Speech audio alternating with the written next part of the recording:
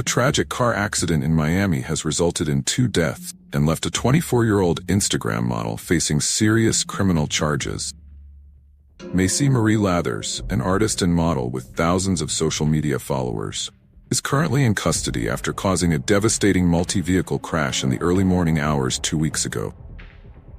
According to police reports, around 6:45 a.m., Lathers was driving a Mercedes-Benz at high speed and ran a red light on a Miami street. Her vehicle collided with a Range Rover driven by a man in his 20s. Both vehicles then crashed into a Suzuki carrying 3 people. As a result, the Suzuki's driver and 1 passenger were killed, while Lathers and the Range Rover driver were injured. Notably, after the accident, Lathers attempted to flee the scene. However, bystanders prevented her from leaving and brought her back.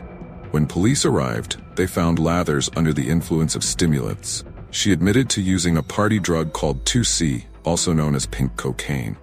Lathers also made strange statements, claiming she was from the future and had a crystal ball. Due to her vomiting, she had to be placed in a recovery position until paramedics arrived. Currently, Lathers faces 8 serious charges, including 2 counts of driving without a license causing death, 2 counts of driving without a license causing serious injury, 2 counts of leaving the scene of a fatal accident, and 2 counts of leaving the scene of an accident causing serious injury. Subsequent investigation revealed that Lathers' license had been indefinitely suspended since January 2024, meaning she was completely prohibited from driving at the time of the accident. This case has attracted significant public and media attention, partly due to Lathers' social media fame. Her Instagram account has over 11,000 followers, featuring provocative images and a controversial bio stating "money on my brain, dope in real life." While these details may not be used as evidence in court, they have contributed to the public interest in the case. Attorney Bob Hilla, a legal expert invited to comment on the case, stated that this would be a significant challenge for the defense.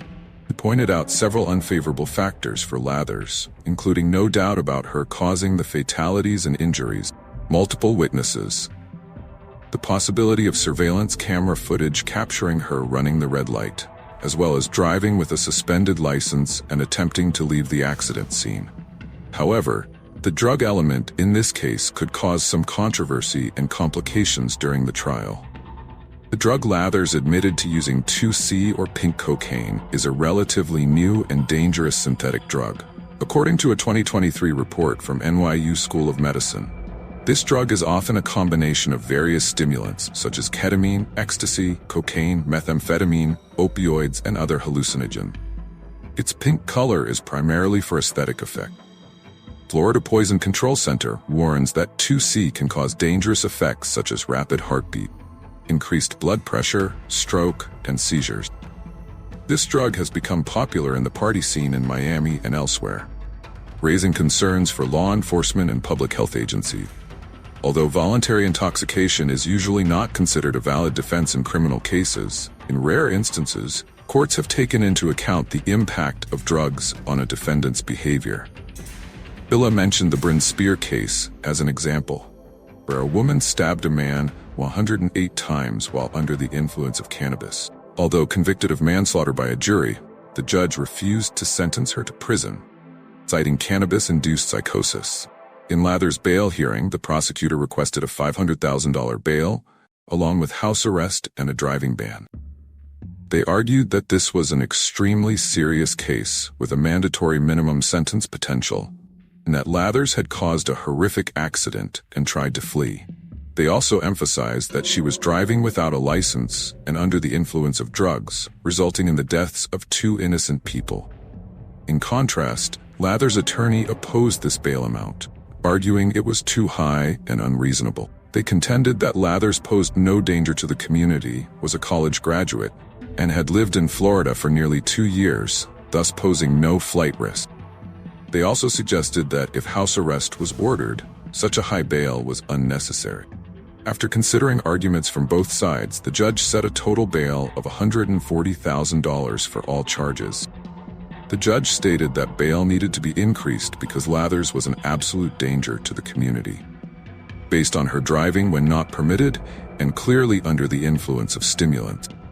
The judge also ordered Lathers not to drive while awaiting trial. Attorney Hilla commented that the judge's decision was reasonable and well-founded. He agreed that Lathers indeed posed a danger to the community, as she had violated a previous driving ban. However, he also pointed out the drug use factor could potentially mitigate Lathers' guilt to some degree during the trial. For instance, Lathers wandering after the accident could be argued as disorientation and lack of awareness of her action, rather than an intentional attempt to flee the scene. This could help reduce the severity of the charge of leaving the scene, which potentially doubles her potential sentence. Despite discussing possible defense strategies, Hilla opined that this was still a fairly clear-cut case, and Lathers should seriously consider pleading guilty rather than going to trial. However, he also noted, since the case was still in its early stages, more time was needed to fully assess the aggravating and mitigating factor. This case has raised many questions and debates in the community. It emphasizes the importance of responsible driving and the devastating consequences that can occur when people drive under the influence of drugs or alcohol. It's also a warning about the dangers of using new synthetic drugs like pink cocaine, which are becoming increasingly popular among young people and in party communities. Moreover, the case raises questions about the role of social media and the glorification of a lavish lifestyle, regardless of consequence. Lathers' Instagram account, with over 11,000 followers and numerous provocative images, may have contributed to creating an idealized image of the lifestyle she pursued. This highlights growing concerns about the impact of social media on young people's behavior and decisions. The case also emphasizes the importance of strict enforcement of driving regulations, especially for those with suspended licenses. It demonstrates the need for stronger measures to prevent unlicensed individuals from accessing and operating vehicles. Furthermore, this case highlights the need to raise awareness about the harms of new synthetic drugs and to strengthen measures to prevent their use, especially among young people. Health and education agencies need to increase efforts to educate the public about the risks associated with using these substances. Lathers' next court hearing is scheduled for September 3rd. In the meantime, she is prohibited from driving and may be subject to house arrest. Toxicology test results will play a crucial role in determining whether she will face additional charges of DUI manslaughter.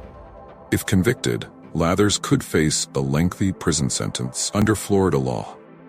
DUI manslaughter is a second-degree felony punishable by up to 15 years in prison. However, as Hilla pointed out, leaving the scene of an accident could increase the sentence to up to 30 years, each fatality. This case also raises questions about how the criminal justice system should deal with cases involving substance abuse. While many support a strict approach to deter dangerous behaviors, like drunk driving, there are also arguments for more rehabilitative and treatment-oriented approaches for drug addicts.